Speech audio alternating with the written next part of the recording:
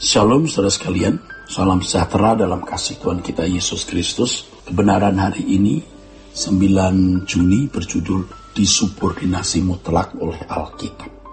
Saudara, teolog-teolog dan orang-orang Kristen pada umumnya hari ini pasti tidak akan mampu menghadapi pengaruh dunia yang jahat, seperti yang terjadi dalam kehidupan masyarakat dan para teolog barat yang gagal menyelamatkan gereja dan masyarakatnya sekarang ini. Tapi ironinya mereka tidak menyadari kegagalan tersebut.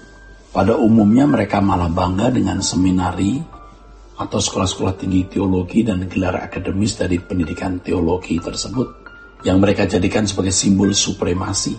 Sementara ini masyarakat barat telah menjadi seperti masyarakat yang tidak pernah mendengar Injil sama sekali. Jadi sementara itu kita melihat ini, kenyataan ini. Keadaan kekristenan mereka bisa membuat mereka terhilang untuk selamanya, saudara. Keadaan kekristenan orang-orang Kristen di barat itu membuat mereka bisa terhilang selamanya dari hadapan Allah. Berbagai doktrin dan ajaran yang telah terlanjur menjadi premis para teolog dan gereja yang dipandang tidak salah atau tidak bisa salah. Sudah terlanjur teolog-teolog barat itu premisnya itu sudah dianggap mutlak, tidak salah, tidak perlu direvisi. Dan banyak orang tidak lagi menggali kekayaan firman Allah yang sangat kaya untuk dapat menahan pengaruh jahat dari dunia terhadap orang percaya. Doktrin dan ajaran teolog barat hari ini tidak mampu mengangkat masyarakat barat dari keterpurukan rohani atau kemunduran iman mereka. Gereja, teolog, dan masyarakat Kristen tidak boleh membungkam Roh Kudus yang masih berkarya nyata dari dulu, sekarang, sampai selama-lamanya. Jadi gereja, teolog, masyarakat Kristen hari ini tidak boleh membungkam Roh Kudus yang masih berkarya nyata dari dulu, sekarang, sampai selamanya. Alkitab adalah sumber kebenaran yang tidak pernah kering. Terkait dengan berbagai pokok ajaran di dalam Alkitab, orang percaya tidak boleh memandang bahwa apa yang telah dirumuskan oleh para teolog terdahulu dan hasil keputusan konsili-konsili adalah kekayaan maksimal dari Alkitab. Sehingga tidak perlu lagi menggali Alkitab mengenai atau yang terkait dengan pengajaran berbagai pokok ajaran di dalam Alkitab. Ya, jadi jangan berpikir bahwa yang dirumuskan teolog dan para konsili adalah kekayaan yang maksimal dari Alkitab, sehingga tidak perlu lagi menggali Alkitab mengenai apa yang terkait dengan pengajaran berbagai pokok ajaran dalam Alkitab. Nah, mereka itu memagari Alkitab dari penggalian mengenai berbagai pokok ajaran dalam Alkitab oleh pemburu kebenaran hari ini. Mereka itu memagari atau mereka membatasi Alkitab. Banyak teolog yang berpikir picik tidak memberi ruangan pandangan lain mengenai berbagai pokok ajaran dalam Alkitab dari sumber lain yang ditemukan hari ini.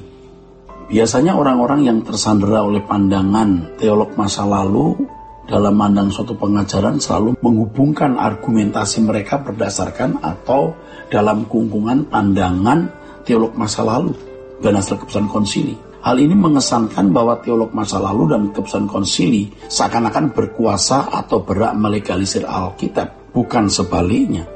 Biasanya orang-orang yang tersandera oleh pandangan teolog masa lalu dalam memandang suatu pengajaran selalu menghubungkan argumentasi mereka berdasarkan pandangan teolog masa lalu dan hasil keputusan konsili. Dan ini yang membuat mereka itu tanpa sadar mengkondisi di mana Alkitab seakan-akan perlu dilegalisir oleh pandangan teolog itu, bukan sebaliknya. Kalau ada pandangan yang tidak sama dengan pandangan para teolog itu dianggap sesat gitu. Rasanya mereka lebih berkuasa dari Alkitab. Sementara itu para teolog yang melandaskan pandangannya hanya pada pandangan para teolog masa lalu dan keputusan konsili merasa bahwa mereka adalah penjaga kebenaran. Mereka berusaha membela dan melestarikan doktrin yang berumur ratusan tahun, bahkan lebih dari 1.500 tahun. Mereka gencar melawan orang atau gereja yang tidak sesuai dengan pandangan mereka. Lebih dari itu, mereka merasa bahwa telah memiliki otoritas ilahi yang memberi mereka mandat untuk menilai dan menuding orang atau gereja lain yang tidak sama dengan pandangan mereka sebagai sesat dan dipandang sebagai bidat. Sejatinya mereka bukan penjaga kebenaran Alkitab, mereka penjaga pandangan teologi masa lalu dan keputusan konsili, serta kebenaran mereka sendiri. Geliat mereka bisa memuat gairah aktualisasi diri, kesombongan, atau arogansi. Sikap tidak menerima orang lain, egoisme, bukan roh yang lemah lembut dan tentram. ketegaan, merendahkan dan mempermalukan orang lain ketika menuduh orang lain sesat dan lain sebagainya, bukanlah gairah yang diajarkan oleh Yesus. Kapan Yesus mengajarkan roh seperti itu? Hal ini menunjukkan bahwa mereka terjebak dalam kehidupan Kristiani Allah dalam fantasi. Mereka hanya terjebak dalam kehidupan Allah dalam fantasi. Mereka hanya mengenal Allah dari teologi kok. Dalam kehidupan sehari-hari mereka tidak berjalan dengan Allah. Kalau berjalan dengan Allah, kelakuan mereka tidak begitu. Allah hanya dinalar, bukan dialami secara real atau nyata. Dengan fasilitas yang jauh lebih lengkap dibanding dengan yang dimiliki oleh para teolog terdahulu, dan tentu oleh pimpinan Roh Kudus yang masih aktif, orang percaya dan para teolog hari ini dapat menggali kebenaran firman Tuhan dengan baik. Dengan teknologi komputer dan segala programnya, dalam sekejap kita bisa melihat semua terjemahan Alkitab dalam berbagai bahasa atau melihat teks aslinya dengan keterangan yang sangat lengkap. Dalam sekejap pula, seseorang bisa menemukan data-data yang dibutuhkan dari latar belakang penulisan Alkitab dengan segala hal yang terkait di dalamnya. Dengan demikian, kemungkinan lebih besar dapat ditemukan kebenaran yang akurasinya lebih tepat banding dari para teolog masa lalu, saudara.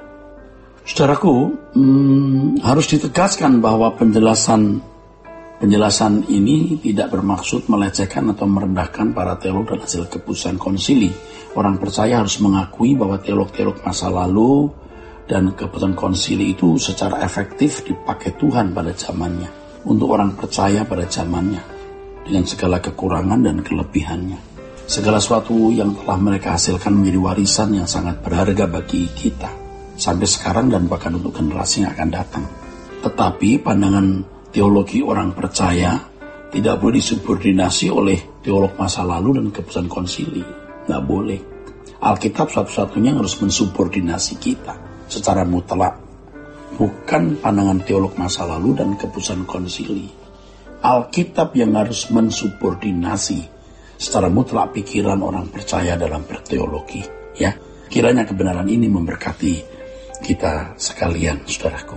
Saudara kasih.